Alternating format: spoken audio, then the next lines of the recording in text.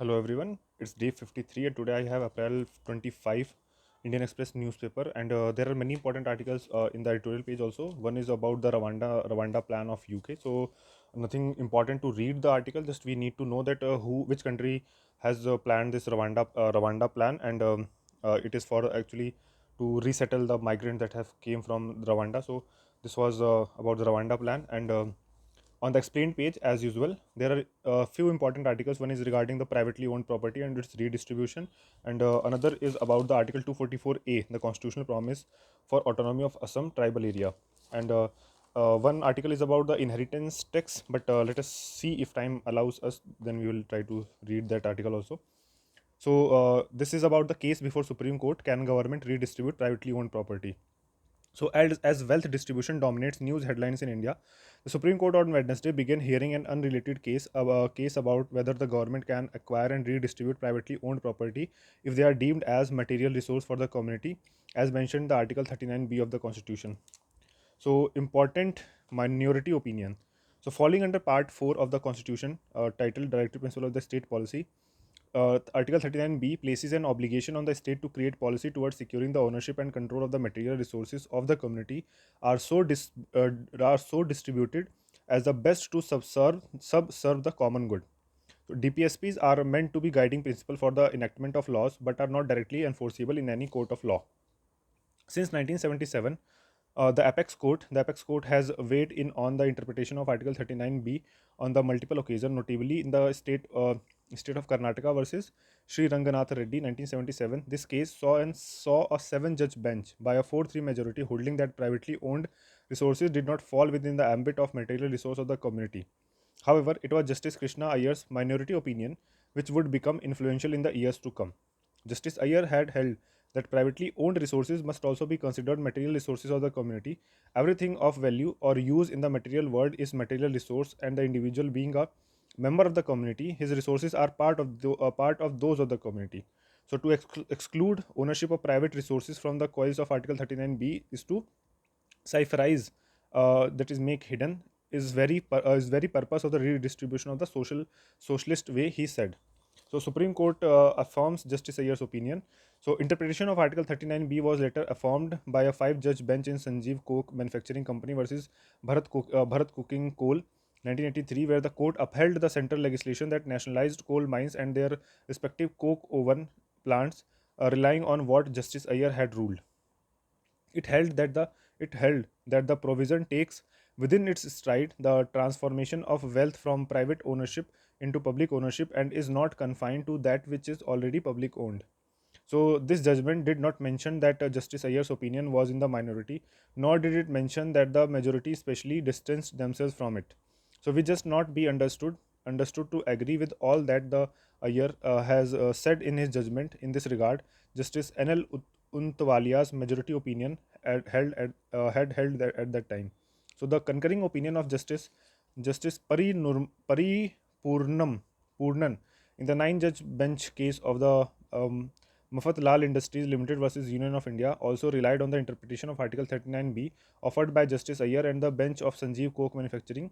He held the he held the words material resources occurring in the Article 39B will take in nature or physical resources and also movable or immovable property, and it would include all private and public sources of meeting material needs and not merely confined to public possession.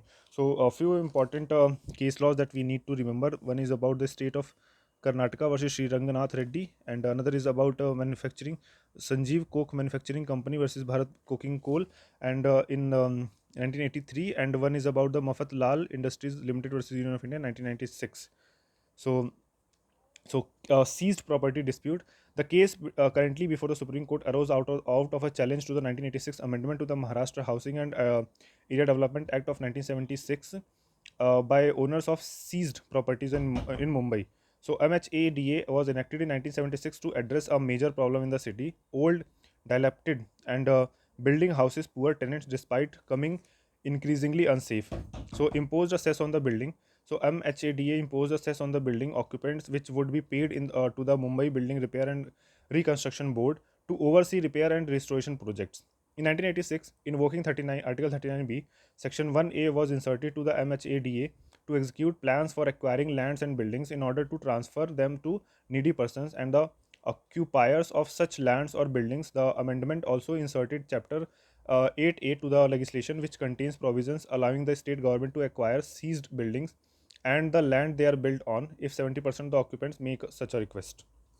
So, over 3 decades with the Supreme Court, so the Property Owners Association in Mumbai challenged the Chapter 8A of the MHADA at the Bombay High Court, claiming that the provisions violate the property owners' right to equality under Article 14 of the Constitution. The court, however, held that laws enacted in furtherance of DPSP could not be challenged on the ground that they violate the right to equality as per the Article 31C of the Constitution, saving of laws giving effect to certain directive principles. So the association appealed in the decision in the Supreme Court in December 1992 in the apex court. The central question became whether material resource of the community as per Article 39B include privately owned resources, which would include seized buildings. In March 2001, a 5-judge bench heard the case and referred it to the larger bench, stating that the views expressed in Sanjeev Coke Manufacturing require reconsideration. So, in February 2002, a 7-judge bench took note of Justice Ayer's interpretation and stated, "We have some difficulty in sharing the broad view that the material resources of the community under Article 39B covers what is privately owned," and referred the challenges to Chapter 8A of the MHADA to a 9-judge bench, which is now hearing the matter. So this was about the can government redistribute privately owned property or not. So let us read another important article which is mentioned. So this article is about Article 244A of the Constitution, which promises the autonomy for Assam tribal area. So let us see what this article is going to say. So in Assam's tribal majority Difu Lok Sabha constituency, which votes on April 26, candidates of all parties have promised to the implementation of Article 244A. So Article 244A, Assam tribal area of the Constitution, to create an autonomous state within a state. So this in fact has been the primary election promise in the Difu for decades. So what is the special profile of Difu? So Difu is the most sparsely populated of Assam's 14 Lok Sabha constituencies with just 8.9 lakh voters. So 14 lakh constituencies, 14 Lok Sabha constituencies. Okay, Difu is most sparsely populated of Assam's 14 Lok Sabha. Okay, so there are 14 Lok Sabha constituencies in Assam, out of which Difu is one, which has just 8.9 lakh voters. So it is reserved for scheduled tribes and covers 6 legislative assembly segments in 3 tribal majority hill district of Assam: Karbi Anglong, West Karbi Anglong, and Dima Hasao. So these 3 districts are administered under the provision of 6th schedule. Okay, so Karbi Anglong, West Karbi Anglong, and Dima Hasao. These 3 districts are administered under the provision of the 6th schedule under the Constitution, which describe the provision as to administration of the tribal area in the states of Assam, Meghalaya, Tripura, and Mizoram. So these areas come under 2 autonomous council: the Karbi Anglong Autonomous Council and the North Kachar Hills Autonomous Council. Voters at the seat belong to various communities: Karbi, the third largest in the state; Dimasa, Hamar, Kuki, Rengma, Naga, Zeme, Naga, Bodo, Garo, Assamese, Bengali, Bihari, Gurkha, etc. So, however, the seat has been represented by members of the Karbi community since 1977. Currently, all assembly segments under the Difu seats are with the BJP.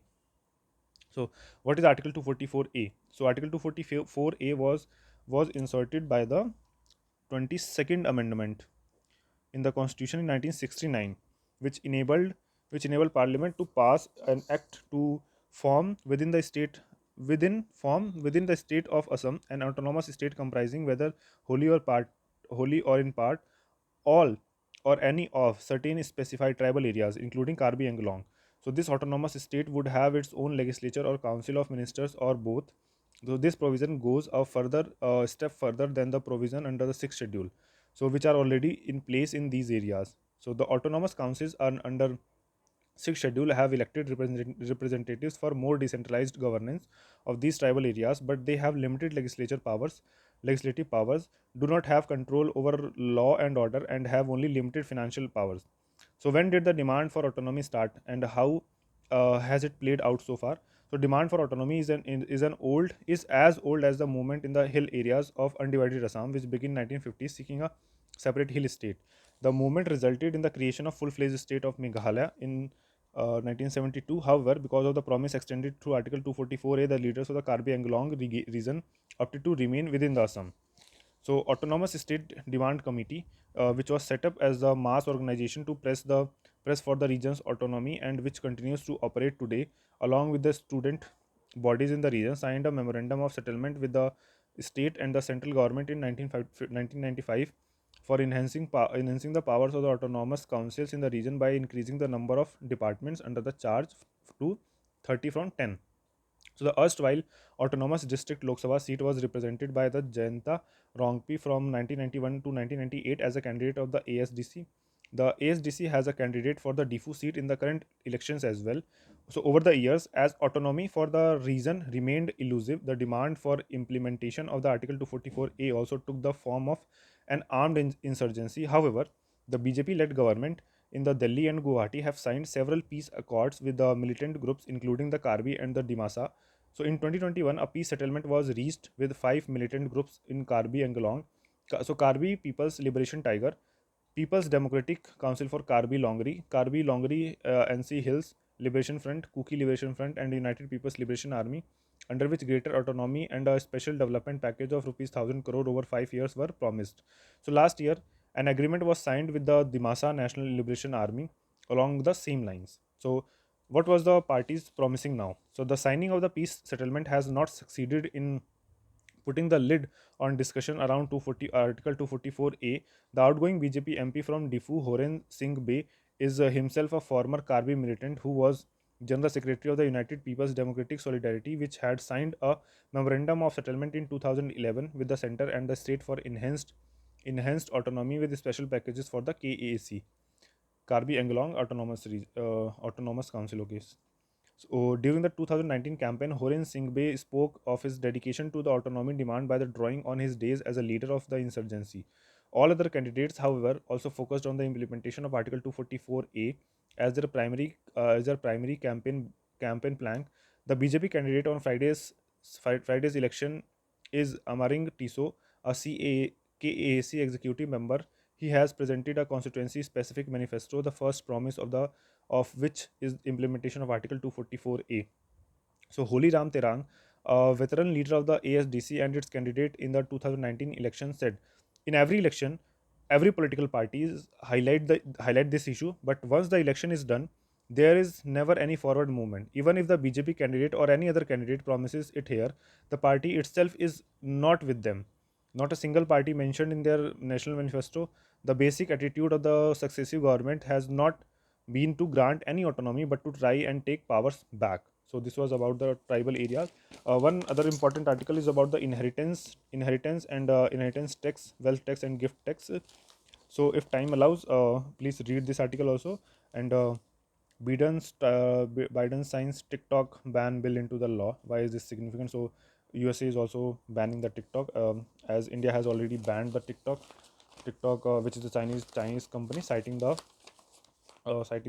privacy concern. So this is all from today's newspaper. So we'll meet with another important article from tomorrow's newspaper. So till then,